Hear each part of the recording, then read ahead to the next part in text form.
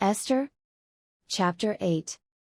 On that day did the king Ahasuerus give the house of Haman the Jews' enemy unto Esther the queen.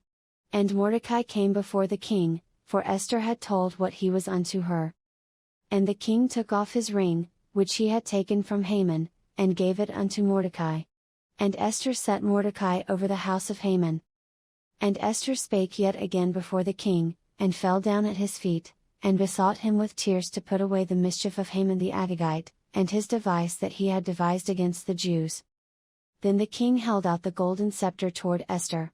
So Esther arose, and stood before the king, and said, If it please the king, and if I have favor in his sight, and the thing seem right before the king, and I be pleasing in his eyes, let it be written to reverse the letters devised by Haman the son of Hammedatha the Agagite, which he wrote to destroy the Jews which are in all the king's provinces. For how can I endure to see the evil that shall come unto my people? Or how can I endure to see the destruction of my kindred? Then the king Ahasuerus said unto Esther the queen and to Mordecai the Jew, Behold, I have given Esther the house of Haman, and him they have hanged upon the gallows, because he laid his hand upon the Jews.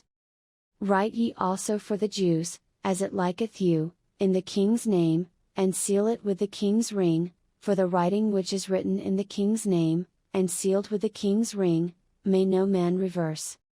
Then were the king's scribes called at that time in the 3rd month, that is, the month Sivan, on the 23 day thereof, and it was written according to all that Mordecai commanded unto the Jews, and to the lieutenants, and the deputies and rulers of the provinces which are from India unto Ethiopia, and 127 provinces, unto every province according to the writing thereof, and unto every people after their language, and to the Jews according to their writing, and according to their language. And he wrote in the king Ahasuerus' name, and sealed it with the king's ring, and sent letters by post on horseback, and riders on mules, camels, and young dromedaries.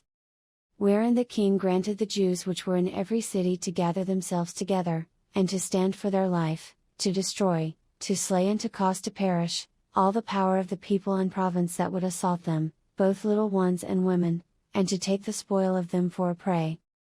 Upon one day in all the provinces of King Ahasuerus, namely, upon the 13th day of the 12th month, which is the month Adar.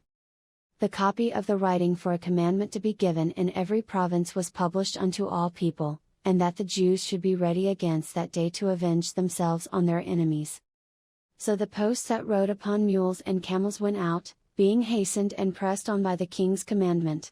And the decree was given at Shushan the palace.